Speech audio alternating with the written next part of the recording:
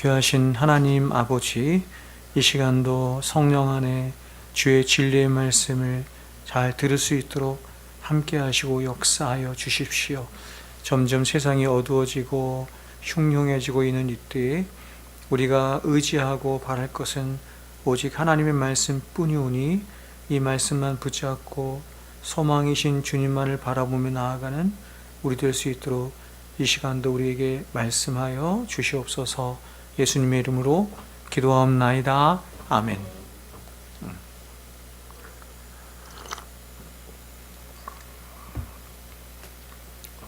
자, 크고 두려우신 하나님을 의지하라 라는 제목으로 하나님 말씀 전하겠습니다. 자, 우리가 지난 시간에 이스라엘 백성들의 안팎에서 일어나고 있는 굉장히 여러 다양한 어려움들에도 불구하고 다시 용기를 내서 성벽 재건에 함께하고 있는 이스라엘 백성들의 모습을 살펴보았습니다. 우리가 2장부터 살펴보면 이들에게 어떤 어려움이 있었냐면, 먼저 이들에게는 140여 년이죠. 140여 년 동안 무너진 성벽 가운데 살아가면서 이방 사람들로부터 당한 여러 멸시와 수모와 천대로 인한 어떤 깊은 패배의식과 냉소가 있었습니다. 이것이 이들로 하여금 성벽을 재건하도록 하는데 어려움을 갖도록 한 첫 번째 걸림돌이었습니다.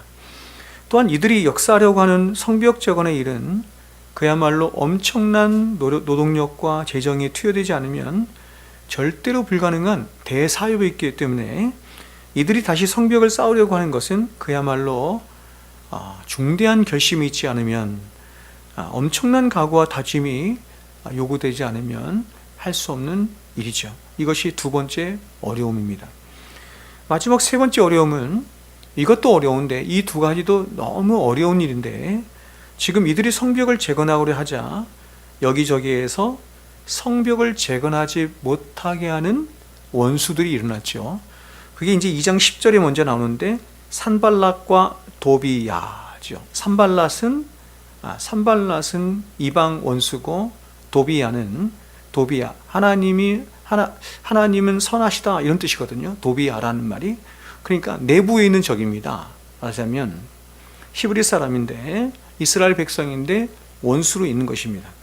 하지만 이런 안팎의 여러 어려움에도 불구하고 느헤미야는 2장 18절에 보면 예루살렘 성을 건축하여 다시는 수치를 당하지 말자 하는 말과, 하나님이 그동안 자신과 어떻게 함께 하신 것과 어떻게 왕의 마음을 감동하셔서 성벽 재건의 일을 다시 할 수 있도록 하셨는지를 간증하죠. 간증함으로 이스라엘 백성들로 하여금 스스로 일어나 건축하자 하는 그런 힘과 용기를 얻어서 다시 성벽 재건의 일을 시작하도록 합니다. 그러나 이렇게 성벽 재건의 일이 다시 시작되자마자 또다시 원수들이 일어나죠. 그런데 한 사람이 더 추가됐습니다. 아까는 산발랏과 도비야 뿐이었는데, 이번에는 산발랏과 도비야와 이번에는 아라비아 사람 게셈이 일어납니다. 게셈까지 일어나서 이스라엘 백성들을 조롱하며 이스라엘의 성벽 재건의 역사를 방해합니다. 그것이 19절에 있습니다. 그러나 느헤미야와 이스라엘 백성들은 이에 굴하지 않고 하나님 앞에 기도하며 더욱 힘을 내어서 성벽 재건의 역사를 하게 됩니다. 자, 그러면 우리는 생각할 때 이렇게 두 번이나 원수들의 공격을 이겨내면 이제 원수들이 지쳐서 다 물러날 것 같다 이렇게 생각이 드는데, 그런데 원수들은 절대 물러나지 않습니다. 절대로 물러나지 않고, 이번에는 원수들이 우리가 지난 시간에 살펴본 것처럼 동서남북에서 일어나죠. 동서남북 사방에서 일어나서 군사적으로 위협까지 하며 이스라엘 백성들을 죽이겠다고 더욱 사납게 일어나고 있습니다.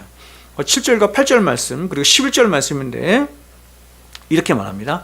산발랏과 도비야, 항상 등장하죠. 첫 번째도 두 번째도 세 번째 계속 등장하는 두 사람이 누구냐면 산발랏과 도비야입니다. 산발랏과 도비야와 아라비아 사람들과 암몬 사람들과 아스돗 사람들이, 이게 동서남북 사방에서 일어난 것입니다. 지역으로 보면 예루살렘 성이 중수되어서 그 허물어진 틈이 메꾸어져 간다 함을 듣고 심히 분노하여, 그러니까 이스라엘 성벽이 굉장히 많이 중수됐던 것 같아요. 많이 중수되는 것을 보면서 동서남북 사방에서 원수들이 일어났습니다. 심히 분노하여 다 함께 꾀하기를, 그렇죠?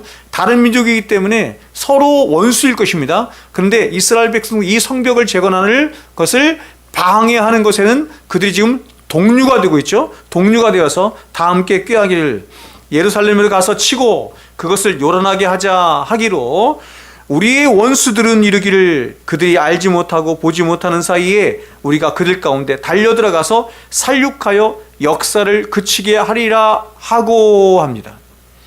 여러분, 지금 이스라엘이 당하고 있는 위기는 앞에서 당한 이스라엘 백성들이 당한 위기들과는 굉장히 차원이 다릅니다. 왜냐하면 지금 이스라엘 백성이 당하고 있는 위기는 그들이 원수들로부터 수치를 당하거나 혹은 조롱을 당하는 정도의 위기가 아니라 그들의 가족들과 재산과 생명까지도 위협을 받을 수 있는, 그렇죠? 앞서 우리가 읽었던 것처럼 살육하자, 도륙하자, 역사를 그치게 하자, 이렇게 말하고 있잖아요. 굉장히 실제적이고 굉장히 큰 위협이 가해지는 위기였던 것입니다. 오늘 우리가 함께 읽은 이 본문의 말씀은 바로 이러한 커다란 위기 때에 느헤미야와 이스라엘 백성들이 과연 이러한 위기를 어떻게 돌파하고 있는지, 그래서 이러한 위기 속에 어떻게 더 크고 놀라우신 하나님의 영광을 보게 되었는지를 우리들에게 보여주고 있는 말씀이라고 할 수 있습니다. 자, 그러면 이스라엘 백성들이, 선두에는 느헤미야겠죠? 느헤미야와 이스라엘 백성들이 어떻게 이런 위기를 극복하는지 같이 한번 보겠습니다. 10절 말씀입니다. 오늘 우리가 읽은 본문 4장 10절 말씀 보면 이렇게 말합니다. 유다 사람들은 이르기를 흙무더기가 아직도 많거늘 짐을 나르는 자의 힘이 다 빠졌으니 우리가 성을 건축하지 못하리라 하고. 여러분, 지금 이 이스라엘 백성들이 보여주고 있는 이 모습은 어떤 면에서 굉장히 실망스러운 모습이라고 할 수 있습니다. 왜냐하면 지금 이들은 큰 위기가 자신들 앞에 딱 닥쳐오자 급 실망합니다. 급 실망하고 좌절하면서 성을 쌓는 것을 포기하려 합니다. 이들은 노래까지 만들어요. 노래까지 만들어서 자신들의 신세를 한탄하며 성 쌓는 일을 중단하려 합니다. 이게 개역개정 성경에 이게 잘 나타나지 않는데 새번역 성경으로 하면 여러분 이 10절 말씀을 이렇게 번역이 돼요. 제가 한번 더 읽어드릴게요. 그런데 유다 사람들 사이에서 이런 노래가 퍼지고 있었다. 흙더미는 아직도 산더미 같은데 짊어지고 나르다 힘이 다 빠졌으니 우리 힘으로는 이 성벽 다 쌓지 못하리라. 이 노래예요, 노래. 이스라엘 백성들 사이에서 이런 노래가 지금 울려 퍼지고 있는 것입니다. 여러분, 인생의 위기가 닥쳐오고 시험이 찾아왔을 때 그 시험과 위기 앞에 실망하고 좌절함으로 이를 내려놓고 포기하는 것은 어떤 면에서 모든 사람에게 가장 쉬운 선택이라고 할 수 있습니다. 왜냐하면 죄성을 지닌 우리 안에는 비록 우리가 하려고 하는 그 일이 하나님의 일이기도 하고 선한 일이라 할지라도 그 일을 내려놓고 싶어하는, 그 일을 내려놓고 싶어하는 우리 안에 있는 수천 수만 가지의 이유들이 우리 안에 있기 때문에 그렇습니다. 그러므로 지금 이스라엘 백성들처럼 노래까지 만들어서 누군가를 원망하는 듯한 태도를 보이는 것은 우리 안에 있는 죄가 좋아하고 마귀가 좋아하는 가장 전형적인 죄인의 노래인 것입니다. 그럼 여러분 어떻게 해야 합니까? 그리스도인 역시 세상 사람들처럼 인생 가운데 불어오는 여러 문제들과 위기들로 인해서 성경은 이렇게 말하죠. 잠시 잠깐입니다. 그리스도인의 가장 중요한 특징이 뭐냐면 인생의 위기 앞에서, 인생의 시험 앞에서, 고난 앞에서, 그렇죠? 잠시 잠깐이죠. 잠시 잠깐 실망하고 아파하고 넘어져요. 성경은 우리가 넘어지지 않는다, 실망하지 않는다, 낙심하지 않는다 이렇게 말하지 않고 우리도 넘어진다, 엎드러진다 이렇게 말하죠. 그래서 시편 기자가 말한 것처럼 아주 엎드러지지 않아요. 실망하지만 지속적으로 계속해서 실망하지 않습니다. 잠시 실망합니다. 그리스도인은 잠시 실망할 수 있고 잠시 아파할 수 있고 잠시 넘어질 수 있지만 그러나 그리스도인은 절대로 그 자리에 오래 있지 않아요. 계속해서 머물러 있지 않습니다. 그리스도인은 잠시 잠깐 저와 우리 안에 있는 그 연약함으로 인해서 실망하고 넘어질 수 있어요. 그러나 우리 안에 있는 또 다른 진리와 성령의 역사로 말미암아서 그러한 모든 일들을 절대로 우연이라고 여기지 않아요. 진리가 있기 때문에. 말씀이 없으면 그렇지 못하죠. 어떤 사람은 그리스도인이라 불리는 사람이라 할지라도 말씀이 없으면 그렇지 못하는 거예요. 그래서 이 침체기가 굉장히 긴 거죠. 우리 안에 말씀이 있어야 하는 이유가 여기 있습니다. 말씀이 우리를 일으키는 거거든요.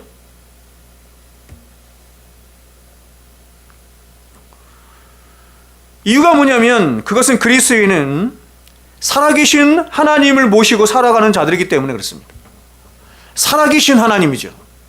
살아계신 하나님을 모시고 살아가는 자들, 즉 그리스도인이란 이 세상에 유일하시고 지존하신 하나님으로부터 당신의 독생하신 아들을 아낌없이 내어주기까지 사랑하신 그 하나님의 아가페의 사랑을 알고 확신하는 자들일 뿐만 아니라 그 사랑이 만들어낸 과거와 현재와 미래에 관한 모든 완전한 약속과 소망을 가진 자들이 바로 그리스도인이에요. 과거와 현재와 미래에 관한 모든 완전한 약속이 그리스도 안에서 보장된 자들이죠. 그리스도인이에요. 그렇게 그리스도인은 이 세상에서 잠시 받는 환난과 고난과 원수들의 공격으로 인해서 잠시 잠깐 실망하고 낙심하며 넘어질 수 있지만 그럼에도 불구하고 그리스도인은 계속해서 그 자리에 머물러 있지 않고 다시 일어나서 진리 가운데 열어주시는 전혀 다른 눈으로 자신에게 닥쳐있는 환경과 처지와 사건들을 세상 사람들과 전혀 다르게 바라보고 다르게 이해하며 다르게 해석하는 자들이 바로 그리스도인입니다. 인생의 위기 앞에 세상 사람처럼 똑같이 원망하고 똑같이 두려워하고 똑같이 낙심하고 똑같이 실패한다고 한다면 다른 게 하나도 없겠죠. 우리 안에는 그리스도 안에는 진리가 있기 때문에 전혀 다르게 보는 것입니다. 그리스도인은 자신 앞에 닥친 환난이나 고난이나 인생의 위기들을 절대로 쉽게 회피하지 않아요. 회피하거나 혹은 마치 그 위기가 아닌 것처럼 자신을 속이거나 자신에게 최면을 걸지 않아요.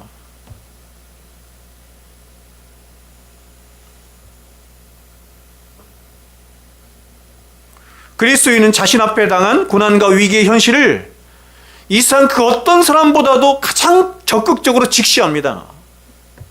위기를 그대로 현실 그대로 직시합니다. 그래서 그 고난과 위기 앞에 가장 적극적으로 당당하게 맞닥뜨리는 자가 그리스도인이에요. 그러나 그리스도인은 거기에만 멈춰있지 않죠. 거기에만 멈춰있지 않고 오히려 이 고난과 위기 뒤에 숨겨진 하나님의 크고 비밀한 놀라운 복이 있다는 사실을 진리 안에서 보고 인식하죠. 그래서 그 고난과 위기를 세상 사람들과 전혀 다른 눈으로 보고 이해하며 해석합니다.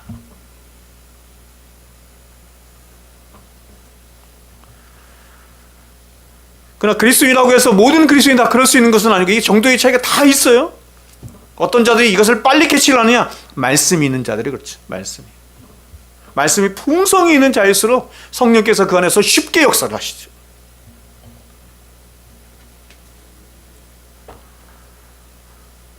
말씀이 아무리 많이 있는 자들도 인생의 위기 앞에 한 번도 넘어지지 않고 한 번도 낙심하지 않은 채 말씀으로 적극적으로 대처하는 사람은 거의 없어요.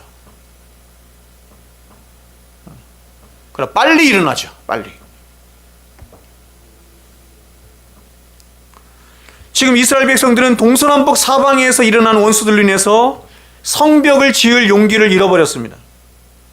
특히 12절을 보시면 원수들 근처에 살고 있는 이스라엘 백성들이 원수들의 위협과 대적을 받으면서 과연 성을 짓는 것이 얼마나 어렵고 무모한 짓이며 불가능한 일인가 라고 10번이나 말해요. 10번이나 누구에게 말하냐면 이스라엘 백성들을 향해서 외쳐요. 와서 봐라. 와서 좀 봐라. 이 성벽을 재건하는 일이, 이 성벽을 일으키는 일이 과연 가당키는 한 일이냐? 이스라엘 백성들 와서 봐라. 10번이나 말을 해요. 굉장히 실망한 거죠. 굉장히 낙심한 겁니다. 냉소가 깊이 있어요. 그래서 여러분, 이게 전파되는 거죠? 전파돼요. 그래서 이런 탄원을 받은 이스라엘 백성은 더욱 실망하죠. 더욱 성벽 재건할 힘을 잃어버려요.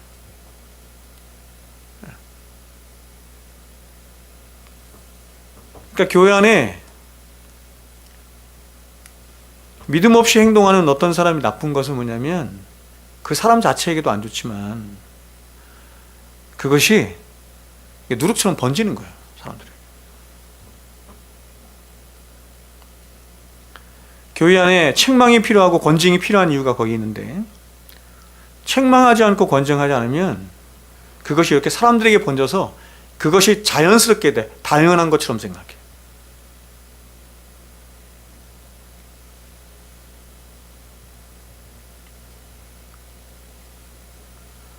여러분, 성벽을 재건하는 일, 성벽을 짓는 일이죠. 이걸 오늘날로 말하면 교회를 세우는 일, 이렇게 말할 수 있어요. 하나님의 일에 참여하는 일, 교회를 세우는 일, 하나님의 백성들의 가장 영광스러운 일일 것입니다. 하나님의 백성들에게 교회를 세워가는 일이야말로 성도의 가장 본질적인 일이라고 할 수 있습니다. 그것보다 더 앞서는 일은 저는 없다고 생각해요. 선교하는 일, 구제하는 일, 봉사하는 일 굉장히 많이 있겠죠. 그러나 그 모든 일보다 가장 중요한 일은 교회를 세워나가는 일입니다. 그리고 이렇게 교회를 세우고 하나님의 일을 하는 중간에 찾아온 위기와 고난들 역시도 하나님의 백성들에게는 더 크신 하나님의 영광을 볼 수 있도록 하는 가장 중요한 순간이자 또한 기회가 되어, 그런데 이스라엘 백성들은 너무나 큰 대적들의 위협 앞에 잠시 정신을 잃어버린 것입니다. 동서남북 사방에서 대적하는 수많은 원수들의 대적에 잠시 정신을 잃었어요. 그래서 하나님의 일을 내어놓으려고 하고 있는 것입니다.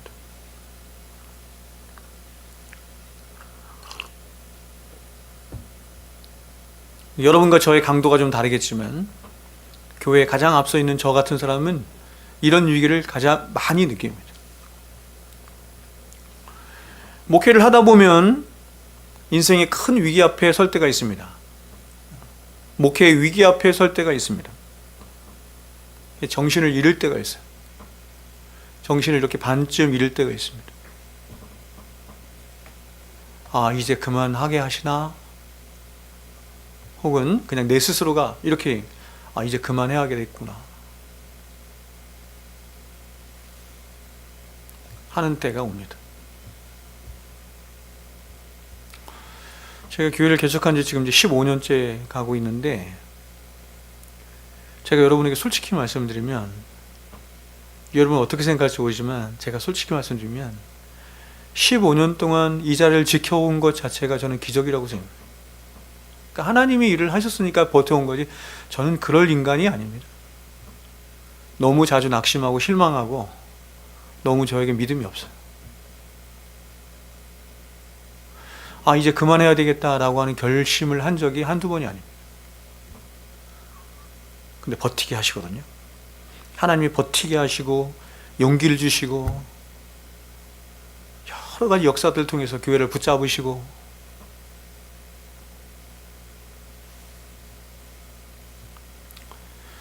여러분, 이러한 위기의 때에 과연 어떻게 해야 할까요?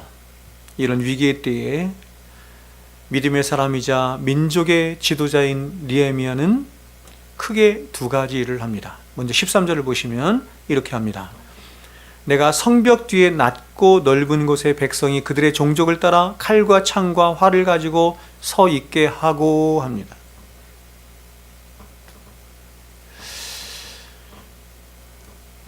굉장히 중요한 일이라고 저는 생각합니다. 이 일이. 느헤미야가 가장 먼저 한 일은 뭐냐면 이스라엘 백성들에게 막 책망하면서 너희들 어떻게 그렇게 행동할 수 있느냐? 너희들 어떻게 그렇게 믿음이 없을 수 있느냐? 이렇게 하는 것이 아니고 극한 두려움과 절망에 사로잡혀 있는 이스라엘 백성들을 먼저 격려하면서 안정시킨 거예요. 믿음이 없는 사람들에게, 낙심해 있는 사람에게, 냉소하고 있는 사람에게, 연약해 있는 사람들에게 너는 왜 그렇게 연약하냐? 왜 이렇게 믿음이 없느냐? 책망한다고 되지 않아. 가장 먼저 느헤미야가 한 일은 뭐냐면 이스라엘 백성들을 안정시킨 것이에요. 그래서 느헤미야는 가장 먼저 무엇을 했냐면 군사들을 무장시켜서 백성들을 지키도록 한 것입니다. 눈에 보이는 그렇죠? 사람은 연약하기 때문에 눈에 보이는 군사들을 무장시켜서 백성들을 지키도록 했습니다. 자, 그런데 보십시오. 군사들을 어디에 배치하고 있는지 한번 보세요. 어디에 배치하고 있냐면 정말 놀라운데 낮고 넓은 곳에 배치하고 있습니다. 여러분, 일반적으로 적들로부터 자신들을 방어하기 위해서 파수꾼을 세우고 군사들을 배치할 때는 어디에 세우냐면 높은 곳에, 그리고 좁은 곳에 배치하는 것이 일반적인 상식이에요. 왜냐하면 높고 좁은 곳에 파수꾼을 세우고 군사들을 배치해야 적들의 공격에 그렇죠? 용이하게 잘 대처할 수 있기 때문에 그렇습니다. 이건 아주 상식적인 것입니다. 그런데 느헤미야는 그렇게 하지 않고 군사들을 낮고 넓은 곳에 배치를 하고 있습니다. 여러분, 이것은 느헤미야가 이렇게 군사들을 배치해서 적들과 전쟁을 치르기 위함이 아니라는 것을 우리는 쉽게 알 수가 있습니다. 목적이 거기에 있지 않아요. 느헤미야의 지금 목적은 뭐냐면 백성들을 안정시키는 것입니다. 백성들의 안정을 시키기 위해서 어느 정도 군사들을 배치하고 있어요. 그러나 그렇게 배치한 군사들로 적들의 공격을 막아낼 수 있다라고 생각하지 않아요. 지금 느헤미야는 당장 절망에 빠져 있고 두려움에 사로잡혀 있는 이스라엘 백성들을 격려하고 마음의 안정을 줄 목적으로 백성들이 가장 잘 볼 수 있는 낮고 넓은 곳에 군사들을 배치하고 있는 것입니다. 놀랍죠? 그러면서 이와 동시에 느헤미야는 적들에게 우리가 이렇게 너희들의 공격에 만반의 태세를 갖추고 있다라고 하는 신호를 주기도 하는 것입니다. 자, 그렇죠? 이런 지혜가 필요하죠. 이런 지혜가 필요해요. 그래서 이렇게 어느 정도 백성들이 안정을 찾아요. 백성들이 안정을 찾아. 그러니까 정신이 돌아온 겁니다. 정신이 돌아오고 안정을 찾자 이제 느헤미야는 본격적으로 원수들과의 전쟁에서 승리할 태세를 갖추는 것입니다.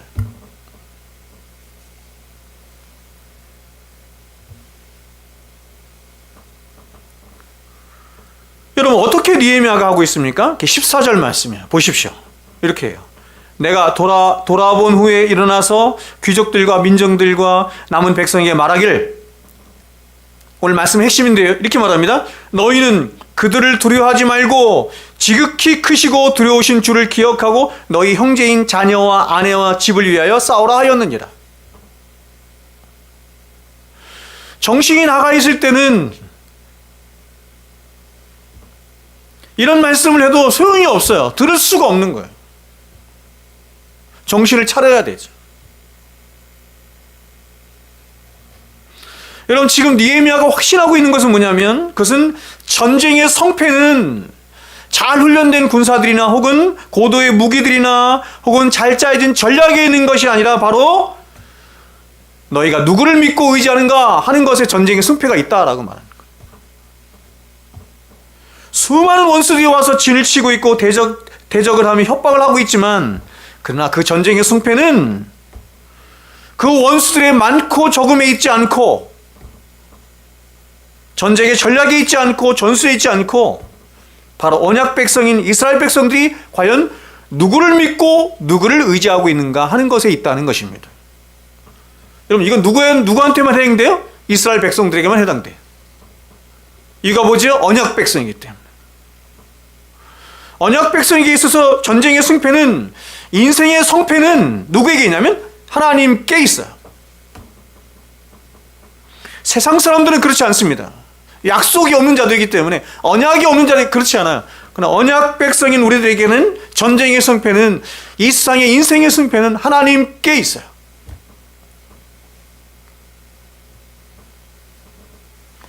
이 세상에 속한 사람들은 이 세상의 논리와 힘의 논리를 따라서 그들의 전쟁이 결정되게 되어 있습니다. 이 세상을 살아가는 동안 그들의 인생의 이 성패는 거기에 달려 있어요. 그러나 하나님께 속한 하나님의 백성들은 힘의 논리가 아닙니다. 세상은 다 힘의 논리죠. 하나님의 백성들에게 있어서는 힘의 논리가 아니라 믿음의 논리입니다. 믿음의 논리를 따라서 그들의 인생의 성패가 결정이 돼요.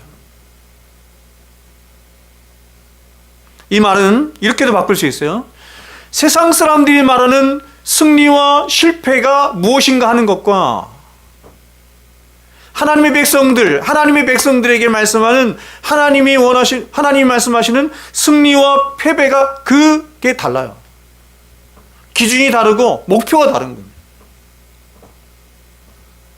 세상 사람들이 말하는 승리라고 하는 것과 하나님이 말씀하시는 믿음의 사람들에게 요구하는 승리는 다른 거예요.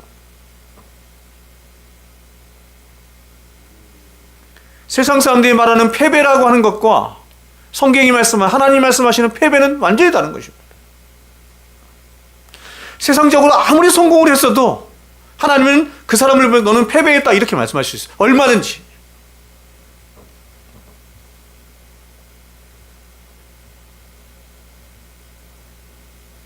그래서 우리가 로마서에 보면 사도 바울이 로마서나 고린도후서에서 말하는 것처럼 6장에서 말하는 것처럼 우리는 아무것도 가지지 않은 자 같으나 다 가진 자이며 모든 것을 잃은 자 같으나 모든 것을 다 가지고 승리한 자로도 이렇게 말하죠.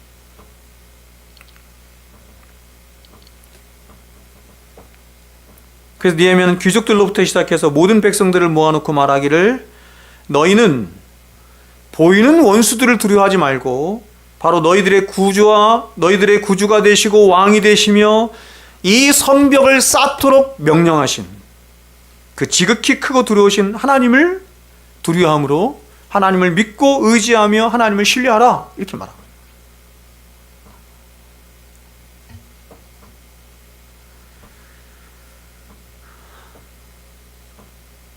하나님을 믿는 사람들은 이 사실을 너무나 잘 알고 있지만 이러한 사실대로 믿고 행동하며 살아가는 것은 지극히 어려운 일입니다.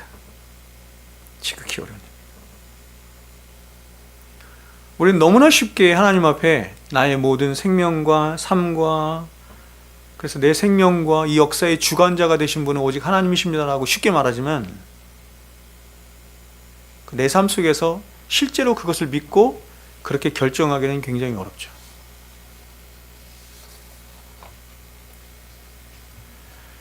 성경은 하나님의 백성들이 싸워야 할 영적 전쟁에 대해서 이렇게 말씀하고 있습니다. 이것에 우리의 눈이 떠져야 한다고 저는 믿어요. 그러나 말씀을 전하고 있는 저 역시도 위 부분에 너무나 자주 넘어집니다. 그리고 그것을 뻔히 알고 제가 안에서 그 말씀을 부여잡고 있음에도 불구하고 이 말씀대로 그렇게 분별하고 살아가기가 쉽지 않아요. 에베소 6장은 이렇게 말합니다. 우리의 씨름은 혈과 육을 상대하는 것이 아니요 통치자들과 권세들과 이 어둠의 세상 주관자들과 하늘에 있는 악의 영들을 상대함이라. 영적 전투 이렇게 말을 하죠. 이런 말씀이 우리 안에 이렇게 분명히 있음에도 불구하고 너무나 잘 알죠? 너무나 잘 알면도 불구하고 여기 서 있는 저부터 시작해서 여러분 모두가 너무나 쉽게 이 부분에 넘어지죠. 자꾸 누구랑 싸우려고 그래요? 혈과 육을 상대하여 싸우려고 하죠.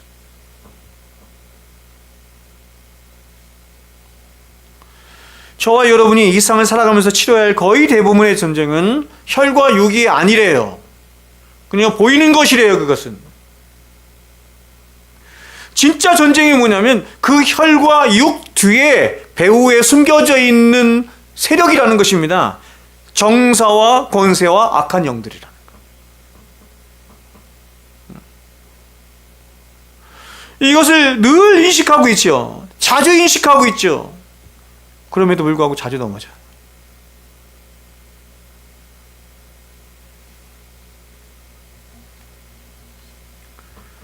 그래서 우리도 똑같이 자꾸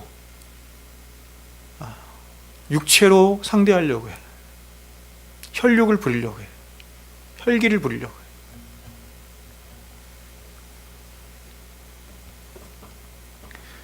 제가 처음 교회를 개척하려고 할 때 그 담임 목사님이 저를 부르셔서 이렇게 말씀하셨습니다. 이 목사, 내가 한 가지만 얘기해. 첫째도 참고, 둘째도 참고, 셋째도 참아야 한다. 그러니까 목회를 하면서 참아야 할 일이 굉장히 많은 거죠. 혈기를 부리는 때에 혈기를 부리면 그때 곧 넘어지고 실패하는 것이다. 어떤 경우에라도 혈기를 부려서는 안 되고 참고 또 참고 또 참아야 한다. 그러면 하나님이 하신다. 제가 그분의 역사를 알거든요. 그 목사님의 역사를 알아요. 그분이 그 교회를 개척하신 것이 아니라 이렇게 위임 목사로 오셨는데, 그 앞에 있던 목사님이 우리나라에 굉장히 유명한 김의한 박사라고, 총신대학교 언제죠? 그때 총장이었어요, 총장. 그분이 개척하신 교회니 뭐 엄청날 거 아닙니까? 그러니까 그 교회를 이어받아서 하셨는데, 이 성도들이 얼마나 센지 그 고난의 이야기가 제가 잘 알고 있습니다. 막 장로 막 이런 분들이 막 대놓고 이 목사님에게 나가라고, 그만두라고, 그런 역사들이 많이 있죠. 짐을 싼 적이 한두 번이 아니라, 근데 그때라도 참고 또 참고. 선비 같으신 분인데 언젠가 이제 한번 오시겠죠. 지난번에 오시려고 하다가 아프셔갖고 못 오셨는데, 보러 오고 싶다고 자꾸 말씀하시더라고요. 혈과 육이 아니죠. 혈과 육이 아니죠. 그래서 우리는 이러한 때라도 사람을 불쌍히 여길 수 있어야죠.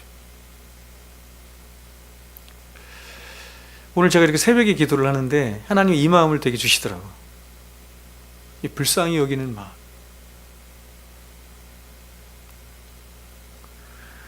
사람들을 생각하면서, 그죠? 저를 힘들고 어렵게 하지 않은 사람을 기도할 때도 불쌍히 여기는 마음이 생기고, 저를 힘들고 어렵게 하는 사람들을 생각할 때 하나님이 이렇게 불쌍히 여기는 마음을 주시더라고요. 그래서 제가 또 그렇게 기도를 했어요. 하나님, 저들 긍휼히 여기게 해달라고. 긍휼히 여기는 마음이 생기자 사랑할 수 있는 마음이 조금 생기더라고요. 사랑할 수 있는 마음. 그러니까 사랑할 수 있는 마음은 반드시 뭐와 같이 동반이 돼요? 용서하는 마음과 동반이 되겠죠.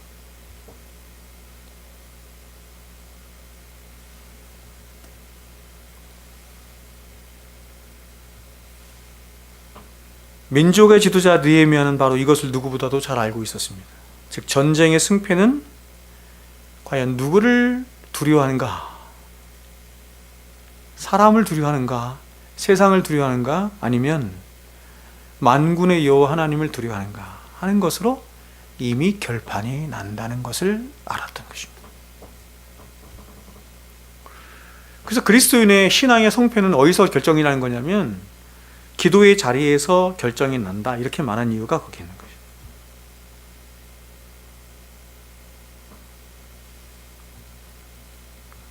그래서 느헤미야는 일단 백성들을 어느 정도 안정시킨 후에 그 백성들을 향해서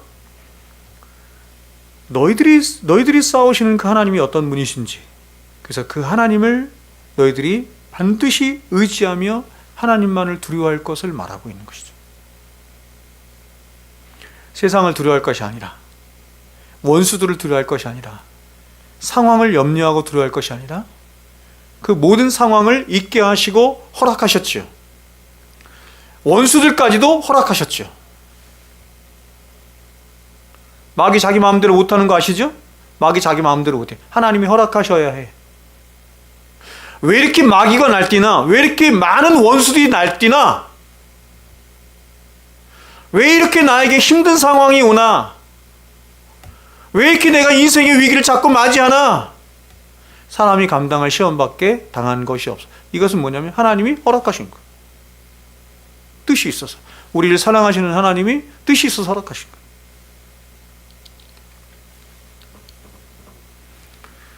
여러분이 성경의 역사를 보면 하나님이 가장 미워하시는 것이 있습니다. 하나님 백성들에게 가장 미워하시는 것이 있습니다.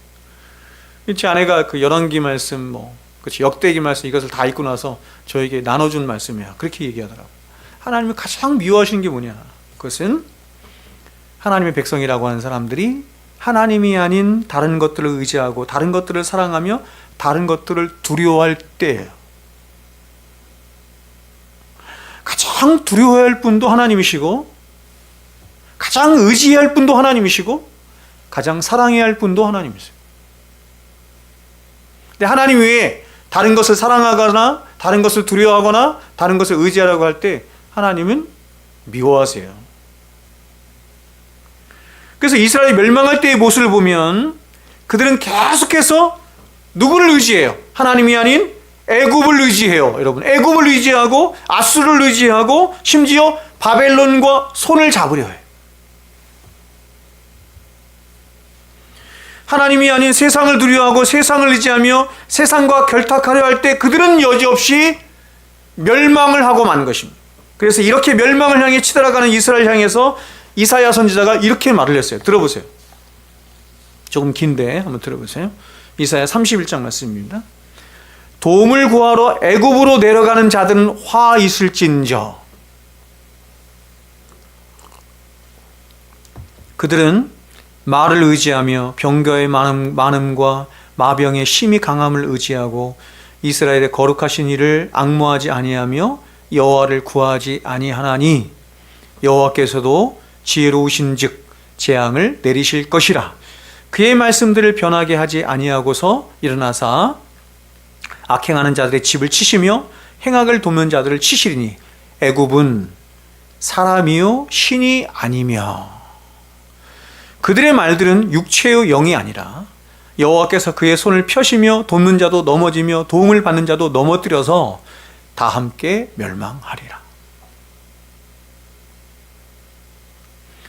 여호와께서 이같이 내게 이르시되 큰 사자나 젊은 사자가 자기의 먹이를 움키고 으르렁거릴 때에 그것을 치려고 여러 목자를 불러왔다 할지라도 그것이 그들의 소리로 말미암아 놀라지 아니할 것이요. 이 말씀이 굉장히 해석하기가 어려워요.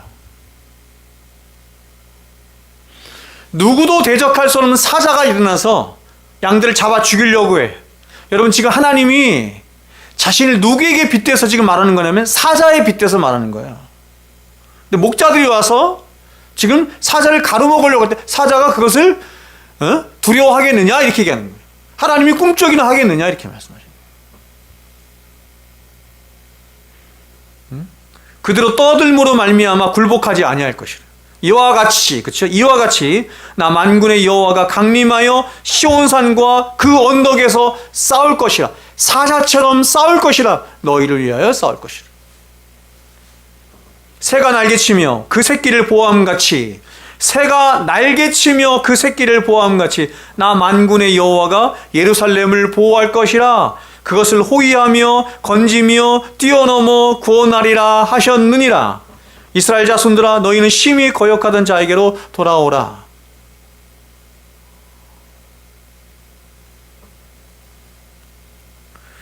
너희가 자기 손으로 만들어 범죄한 은우상, 이번엔 이제 우상으로 가죠. 은우상, 금우상을 그날에는 각 사람이 던져버릴 것이며, 제가 산에 가서 이렇게 절을 지날 때마다 그 석가모니 그 부처상 이렇게 보면 그렇게 한심할 수가 없어요. 정말 그렇게 한심할 수가 없어요.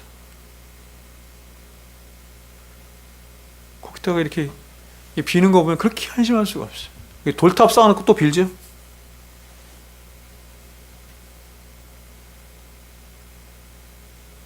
저기 어딥니까? 이게 그 서대전 쪽으로 가는 쪽에 보면 큰 부처상 있는 거 아시죠?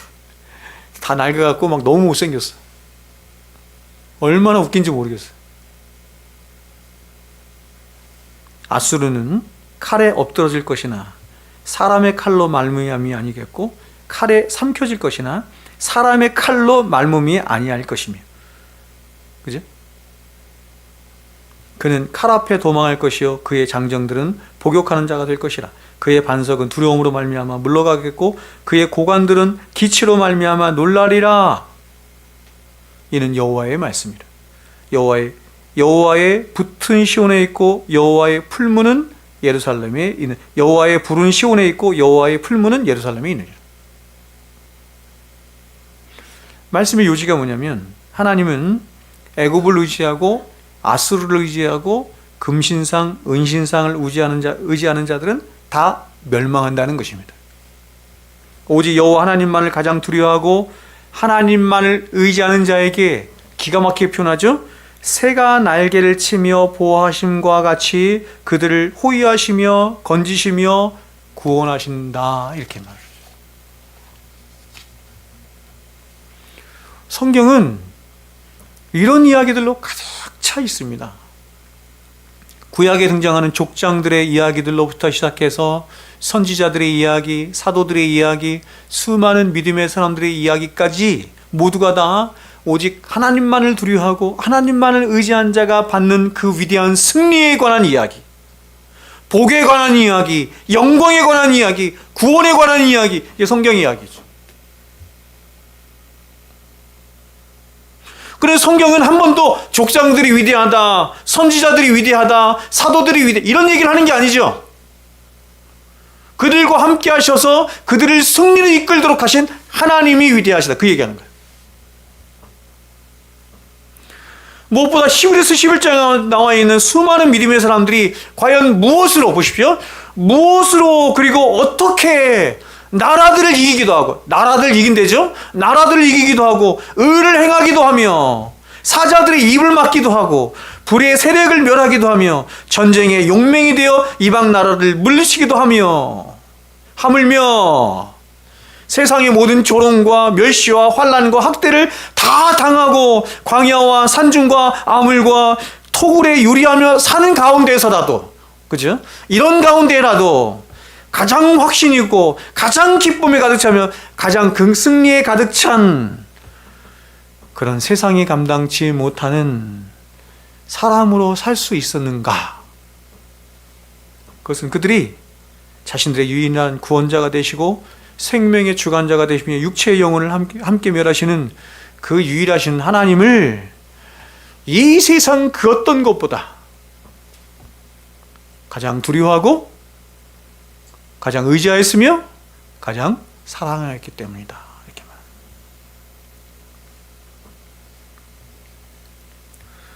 지금 느헤미야는 원수들의 위협으로 인해 두려움에 사로잡힌 이스라엘 백성들을 격려하고 위로하기 위해서 군사들을 배치하고 있습니다. 그러나 그는 절대로 그러한 군사들을 의지하고 있지 않습니다.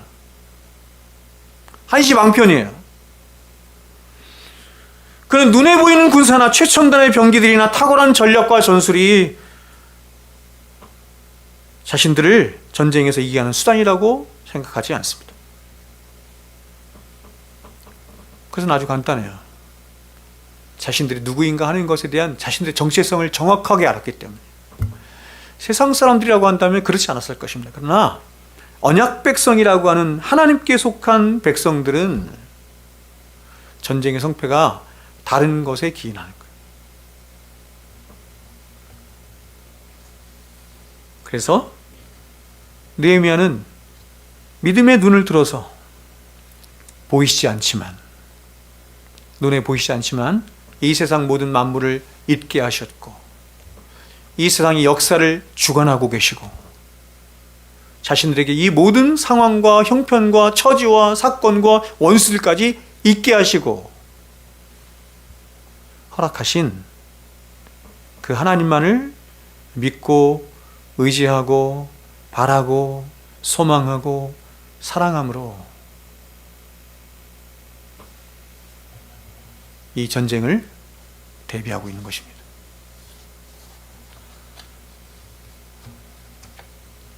영적으로 눈이 열려야 되죠. 이게 잘 나와 있는 게 뭐냐면 열왕기하 6장이에요. 열왕기하 6장을 보면 아람 왕이 엘리사를 잡기 위해서 많은 군사를 보냅니다. 바로 도단성에 있는 엘리사를 아람 군대가 포위를 하죠. 도단성에 있는 엘리사를 아람 군대가 포위를 해요. 그러자 엘리사의 사환이 누굽니까? 게하시. 그렇죠? 엘리사의 사환 게하시가 그렇게 자신들을 둘러싸고 있는 군사와 병거들을 보면서 큰 두려움에 사로잡혀요. 그래서 엘리사를 향해서 이렇게 말합니다. 주여, 주여, 내 주여, 어찌하오리까? 이렇게 말합니다. 그러자 엘리사가 이렇게 대답을 합니다. 대답하되 두려워하지 말라. 우리와 함께 한 자가 그들과 함께 한 자보다 많으니라 하고 기도하여 이르되 여호와여 원하건대 그의 눈을 들어서 보게 하옵소서 하니 여호와께서 그 청년의 눈을 여심해 그가 보니 불말과 불병거가 산에 가득하여 엘리사를 둘렀더라. 이걸 보는 사람이 있고 보지 못하는 사람이 있는 거죠. 저와 여러분은 천지 만물을 지으시고 또 그 지으신 모든 만물을 다스리시고 통치하시며 심판하실, 그리고 무엇보다도 당신의 독생하신 아들을 아낌없이 내어주시기까지 저와 여러분을 사랑하신 그 유일하시고 복되시며 영광 가운데 계신 그 하나님을 모시고 살아가는 자들이라고 하는 것을 잊어서는 안 되는 것입니다.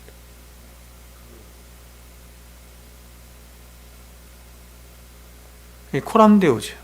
하나님 앞에서.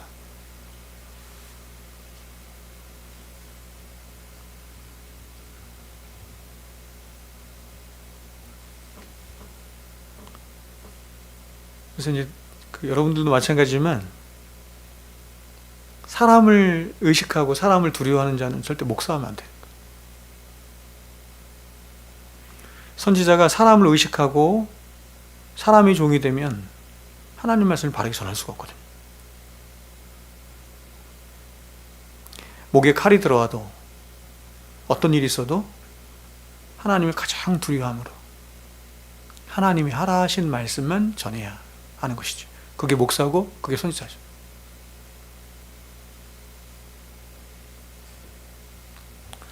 우리가 사사기 7장을 보면 기드온의 300용사가 나오죠. 기드온의 300용사가 나와요. 기드온이 미디안과 전쟁을 하기 위해서 군사들을 모집했는데 몇 명이 모였습니까? 몇 명이 모였어요? 32,000명이 모였습니다. 그러면 싸워야 할 미디안 군대는 몇 명인가? 몇 명이에요? 13만 5천 명이에요. 32,000명 대 13만 5천 명 싸우면 누가 이겨요? 당연히 미디안 군대가 이겼죠. 이걸로도 너무너무 열세야. 그런데 하나님은 가뜩이나 숫자적으로 열세인 기드온 군대가 너무 많다라고 말씀합니다. 그러면서 이렇게 말씀하십니다. 보세요. 두려워 떠는 자여든 길리앗 산에서 떠나가라. 두려워 떠는 자여든 길리앗 산에서 떠나가라. 하나님 당신보다 사람을 더 두려워하고 원수들을 더 두려워하는, 세상을 더 의지하는, 힘과 권력을 더 의지하는 사람들을 다 집으로 보내신 것입니다. 이렇게 떠난 사람이 22,000명, 그리고 그 후에 몇 명을 더 보냈어요? 9,700명을 더 보내. 남은 사람이 고작 300명. 그래서 기드온의 300용사 이렇게 되죠. 근데 더 기가 막힌 것은 뭐냐면 하나님은 이렇게 남은 300명의 용사들에게 칼을 주시거나 창을 주시거나 방패를 주신 것이 아니라 뭘 주세요? 횃불과 항아리와 나팔이죠. 횃불과 항아리와 나팔을 들게 하셨습니다. 근데 결과가 뭐냐면 우리가 잘 아는 대로 그 300명의 용사들로 미디안 군대를 전멸시켰습니다. 13만 5천 명. 여러분, 이 전쟁의 승패를 무엇이 가르냐면 그것은 바로 이 세상 그 어떤 것보다 오직 하나님을 가장 두려워하고 하나님을 가장 의지한 기드온의 300용사들의 그 믿음이죠. 그 믿음이 이 전쟁의 승패를 가른 것입니다. 성경은 절대로 종교적인 어떤 이야기를 하고 있는 것이 아닙니다. 성경은 지금 가장 실제적인 이야기를 하고 있는 것입니다. 우리들의 신앙은 가장 실제적인 것입니다. 저와 여러분의 인생과 가정과 교회와 이 나라 이 민족의 흥망성쇠가 누구에게 달리냐? 하나님께 달려있다라고 말씀합니다. 오직 하나님만이 저와 여러분의 유일한 생명의 근원이 되시며 승리와 구원의 근거가 되신다는 것입니다. 이게 너무 어려워요. 근데 이게 너무 어려워. 왜냐, 우리가 세상에서 보는 것은 다 힘의 논리에 의해서 흥망성쇠가 결정되는 세상의 논리를 너무나 많이 보기 때문에 우리에게도 그것이 적용되지 않나라고 하는 이런 시험과 유혹을 계속 받는 거죠. 그렇죠? 그래서 하나님을 섬기고 하나님을 예배한다고 하는 교회조차도 자꾸 뭘 기르려고 해요? 힘을 기르려고 하는 것이. 힘을 기르려고. 힘이 있어야 한다. 네? 돈이 있어야 한다. 금과 은이 있어야 한다.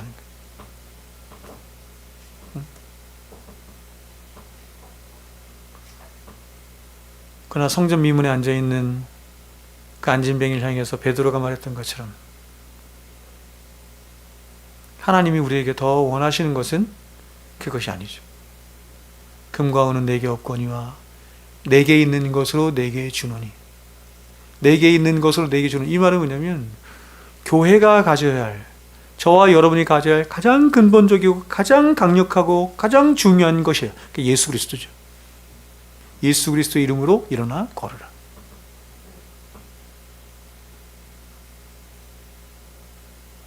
사람의 영혼을 치유하여 구원받게 할 수 있는 것은 금과 은으로 할 수 있는 것이 아니에요.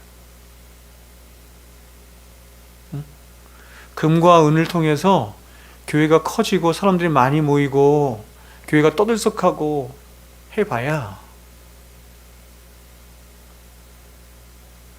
예수 그리스도의 이름으로 구원받는 백성이 한 사람도 없다고 한다면 그것은 교회가 아니죠.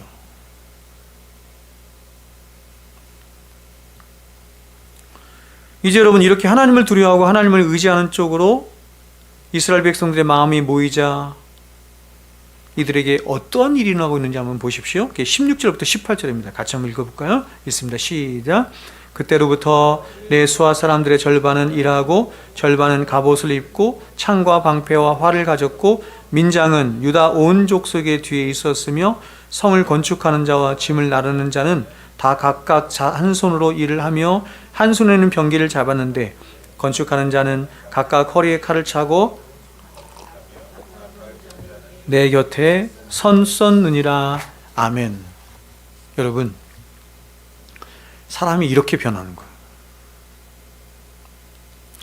이스라엘 백성들 위기를 넘기자 지금 이들에게 어떤 일이 일어나고 있냐면 이들 스스로가 감당할 수 없는 혹은 이들이 스스로가 할 수 없는 엄청난 힘이 이들 안에 생기면서 위대한 일을 해내고 있는 것입니다. 큰 부흥이 일어나고 있죠.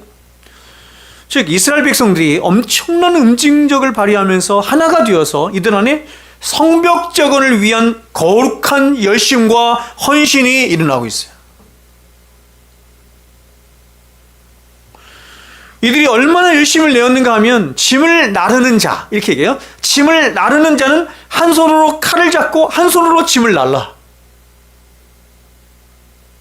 한 손으로는 칼을 잡고 한 손으로는 짐을 날라.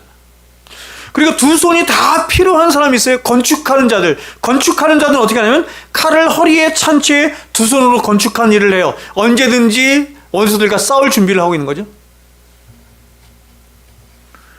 그리고 느헤미야는 나팔수를 곳곳에 배치하여 이스라엘 백성들이 일을 하다가 어느 한 곳이 적으로부터 공격을 받게 될 때 나팔을 불라, 이렇게 말해요. 나팔을 불 때 누구든지 하던 일을 멈추고 나팔을 부는 곳으로 달려가서 적을 물리치도록 해요. 굉장히 일사불란하죠. 뿐만 아니라 보통 일을 할 때 해진 무렵이 되면 모든 일을 중단하는 것이 정상적인 일의 패턴입니다. 이스라엘 백성들은 오늘 말씀 보니까 어떻게 해요? 새벽부터 저녁 늦게까지 일을 해요. 새벽부터 저녁 늦게까지 일을 해요.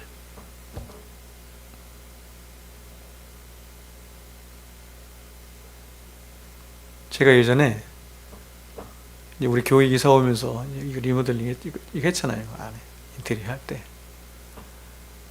우리 집사님들이 퇴근하고 와가지고 저녁 늦게까지 일을 하고 얼마나 고마웠는지 모릅니다. 하루 종일 직장에 가서 일하고, 그죠? 퇴근하고 또 일하고. 저 또한 그렇게 일을 했는데 정말 이 새벽부터 저녁 늦게까지 설교 다 하면서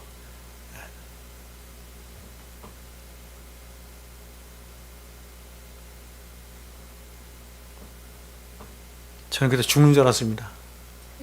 지금 얘기하시면 정말 죽는 줄 알았습니다. 몸과 마음과 영혼이 다 털렸어요. 너무 힘들어가지고. 더군다나 그 공사하는 그 목사가 너무 속을 세게 가지고 제가 정말. 그런데 지금 이 사람들은 성령이 충만하자 성벽을 짓고자 하는 의욕이 충만해서 새벽부터, 그렇죠? 육체를 능가하고 있죠? 새벽부터 저녁 늦게까지 일하고 있어요. 자, 그런데 여러분 더 놀라운 게 뭐냐면 느헤미야가 이런 이들에게 한 가지를 더 요구해요. 뭘 요구해요? 일이 끝나면 집으로 가지 말래요. 일이 끝나면 집으로 가지 말고 예루살렘 성 안에 자며 경계를 서라, 이렇게.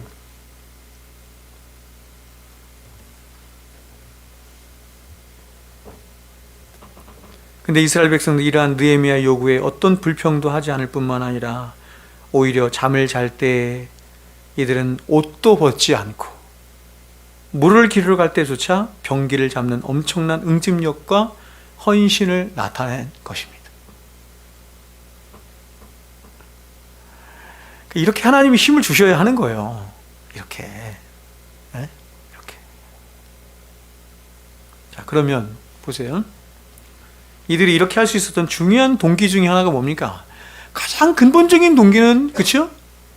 하나님께서 이들에게 힘을 주시니까, 능력을 주시니까 할 수 있는 것이. 근데 그 위에 또 동기가 있어요. 그게 뭐냐면 느헤미야 자신이 가장 솔선수범한 거예요. 느헤미야는 솔선수범한 것이 아니라 그의 형제들과 그의 군대들 또한 똑같이 이 일에 동참한 것입니다. 21절부터 마지막 23절입니다. 읽고, 자, 읽어보겠습니다. 읽습니다. 시작. 우리가 이같이 공사하는데 무리의 절반은 동틀 때부터 별이 나기까지 창을 잡았으며 그때 내가 또 백성에게 말하기를 사람마다 그 종자와 함께 예루살렘 안에서 잘지니 밤에는 우리를 위하여 파수하겠고 낮에는 일하리라 하고 나나 내 형제들이나 종자들이나 나를 따라 파수하는 사람들이나 우리가 다 우리의 옷을 벗지 아니하였으며 물을 기르러 갈 때에도 각각 병기를 잡았느니라. 여러분, 이게 극한의 시간이죠. 극도의 시간이에요.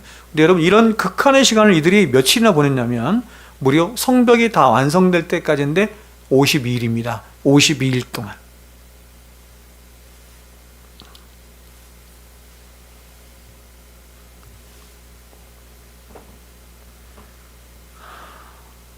여러분, 이러한 이들의 노력과 열심 그리고 죽음을 각오하는 헌신이 있었기에 이들은 52일 만에 길이가 무려 3km, 두께가 2.7m, 높이가 3m나 되는 거대한 예루살렘 성벽을 완공할 수 있었던 것입니다.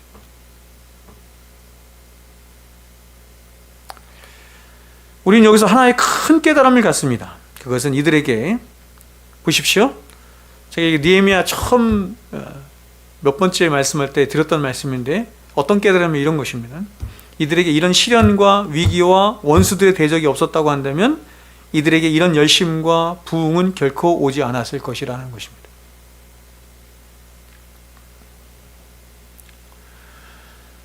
제가 그 TV에서 한번 보니까 어떤 정치학자가 이런 얘기를 하는 걸 제가 들었어요. 약간 비슷한 맥락이긴 한데 우리나라가 뭐 미국 무슨 뭐 포브스지 뭐 이런 데서 선정한 우리나라가 세계 5대 강국이라며요. 5대 강국. 5번째래요. 어떻게 그렇게 변방에 있는 조그만 나라가, 그죠? 인구도 많지도 않아. 5천만 밖에 되잖아. 이런 나라가 그렇게 큰 강대국이 될 수 있었나. 이렇게 쭉 얘기를 하는 거예요. 정치적으로, 경제적으로 여러 가지 쭉 얘기를 하면서 그 모든 것의 가장 근본적인 이유가 남북 분단에 있다. 이렇게 얘기를 했습니다. 그러니까 남북 분단으로 인해서 자각력을 키우는 거예요. 네? 싱가포르도 마찬가지죠. 싱가포르도 그런 식으로 얘기를 하더라고요.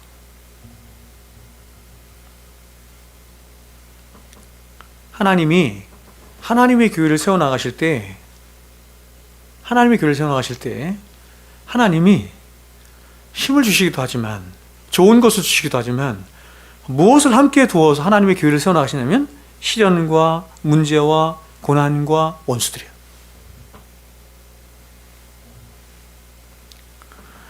이들에게 이런 시련과 위기와 원수들과 대적이 없었다고 한다면 이런 열심과 부흥은 결코 오지 않았을 것이라는 것입니다. 여러분, 어저께 화요일 공부 나왔던 누굽니까? 현승이 아시죠? 현승이. 고3. 굉장히 유별난, 특별한, 굉장히 귀한 그런 믿음을 가지고 있는 고3인데, 고등학교 3학년이에요. 얘가 하루에도 몇 번 저에게 질문하는지 몰라. 어떤 때 귀찮아 죽겠어. 너무 자주 질문해가지고. 아주 사소한 것까지 너무 질문 자주 해. 어저께 제가 얘기했지만, 근데 이렇게 귀한 하나님의 자녀를 보내주셨는데 내가 잘 양육해야지 하는 생각을 하게 됐어요. 근데 이 아이가 저에게 하는 말이 이런 말을 하는 거예요. 무슨 말을 하냐면, 왜 자기는 믿지 않는 가정에서 태어났을까? 아빠도 안 믿고, 엄마도 안 믿고, 할머니도 안 믿고, 동생도 안 믿어. 동생은 예전에 교회를 같이 다니고 지금도 안 믿어. 지금 가정에서 혼자만 있습니다. 그럼 저에게 이렇게 말을 하는 거예요. 제가 만일 믿는 부모님 밑에 태어났다고 한다면 이렇게 하나님을 향해서 열심을 내지 않았을 것 같아요. 그래서 하나님이 하나님을 향해서 그렇게 열심을 내도록 하기 위해서 이런 가정에 태어나게 하신 것 같아요. 그런 믿음의 고백이 어디 있어요?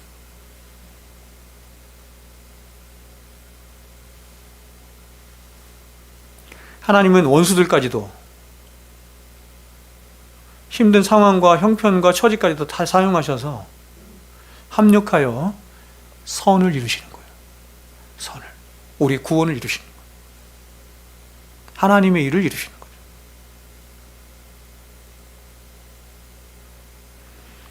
저는 그렇게 생각했습니다. 저 또한 그렇게 생각했습니다. 어디서부터 저 혼자 믿었거든요. 우리 집에 저 혼자. 외가 쪽으로, 신가 쪽으로 정말 그렇게 예수 믿는 사람이 없을까? 하나도 없고 저 혼자. 제가 이렇게 어린 시절부터 어떻게 생각했냐면, 사람이 감당할 시험 밖에는 너에게 당한 것이 없다고 했는데, 도대체 하나님이 나를 어떻게 사용하시려고 이런 환경 가운데, 이런 처지 가운데, 이런 어려움 가운데 나를 두셨나? 그래서 이런 위기들을 통해서, 이런 어려움들을 통해서 하나님 나를 강하게 하셔서 나를 통하여 하나님의 영광을 받으시기를 원하는구나 생각했어요.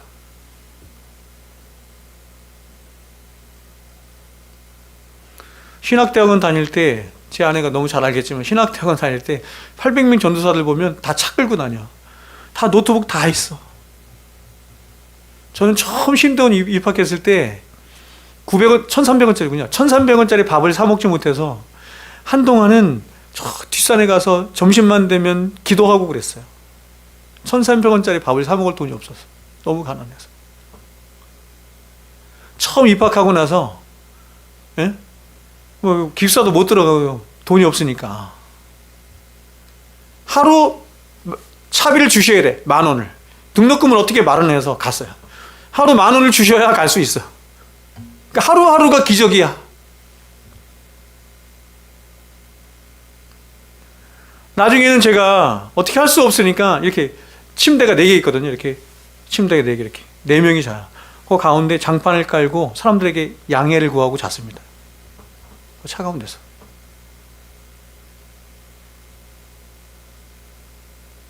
정말 가난하게 살았어요.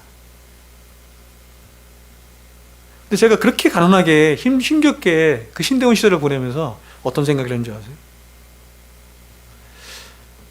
도대체 하나님이 나에게 기대하시는 바가 무엇이길래, 하나님이 왜 이렇게 나를 특별하게 사랑하시길래 이런 고난의 길을 가게 하나, 이런 어려움을 주시나.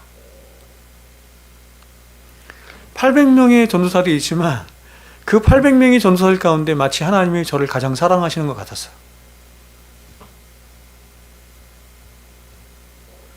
그렇게 고난을 자꾸 이해하려니까 어렵지가 않더라고. 제가 정말 어려운 시절이 너무 많았거든요. 정말 너무 많았거든요. 지금 생각해 보면. 근데 그 많은 무수한 어려운 시절들을, 예? 제가 얘기했지만 우리 바울의 사랑이 어릴 때, 정말 그 어릴 때, 예? 저희들 외식은 오직 하나였습니다. 짜장면 곱빼기 하나 시켜서 넷이서 먹고 밥 비벼 먹는, 그게 외식이었어요. 근데 그때마다 생각했어요. 그러니까 여러분, 그런 어려움이 있어도 그런 것들을 은혜 안에서 이해하고 해석하니까 어렵지가 않은 거예요. 근데 은혜 안에서 해석하고 이해하지 못하면 이게 어려움으로 오는 거예요. 어려움으로. 제가 작년, 재작년 가면서 너무 막 어려웠던 게 뭐냐면, 어떤 어려움 때문에 어려웠던 것보다 그런 어려움을 어려움으로 느끼고 고난으로 느끼는 제 자신이 어려웠어요. 예전에는 그렇지 않았는데, 예전에는 이것보다 더 큰 고난이 있었는데, 더 어려움이 있었는데, 이게 막 용서가 안 되고, 응? 극복이 안 되고, 그런 내 자신을 볼 때 더 어려웠던 거예요. 예전보다 이렇게 말씀도 많이 알고 목사까지 되어서, 예? 벌써 20몇 년입니까 제가? 예? 벌써 26년, 27년째인가요? 26년. 예.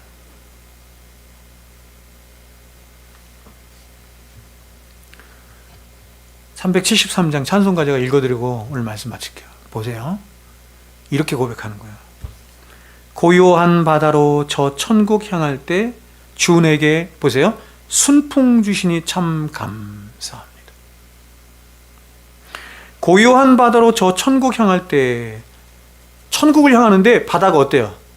고요해. 고요한 가운데 뭘 가고 있어요?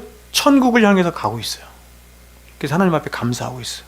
근데 시인이 2절에서는 이렇게 고백합니다.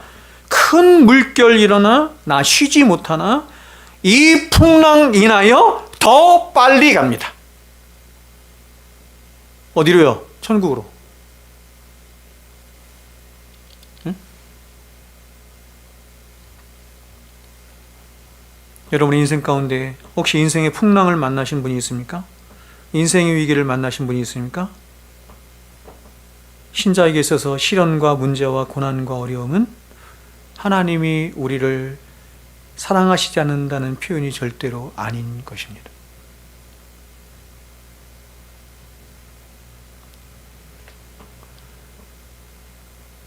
바람이 많다는 것은, 나무에게 바람이 많다는 것은 잎이 무성하다는 뜻이에요. 그렇죠? 산에서 바람이 세다는 것은 골이 깊다는 뜻이에요. 산이 높다는 얘기죠. 그만큼 하나님께 저와 여러분들에게 기대하시는 바가 크기 때문에 때로 그러한 고난과 어려움과 원수들을 허락하시는 줄로 믿습니다. 그러한 일들을 통해서 더욱더 강해져 가시고 하나님의 거룩한 백성들로 지어져 가는 저와 여러분 될 수 있기를 주님의 이름으로 축원드립니다. 기도하겠습니다.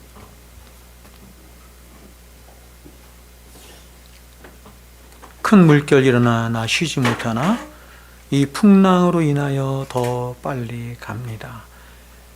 주님, 그렇습니다. 우리의 눈을 열게 하여 주십시오. 우리의 믿음을 더 크게 하여 주시옵소서.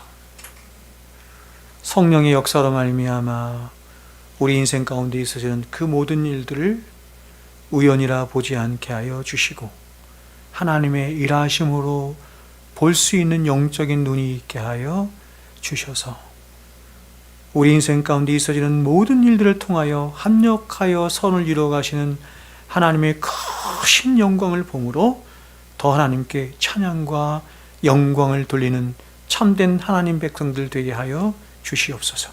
이제는 우리 구주 예수 그리스도의 은혜와 하나님 아버지의 만극하신 사랑하심과 성령님의 교통하심이 이제로부터 영원토록 우리와 항상 함께 있을지어다. 아멘.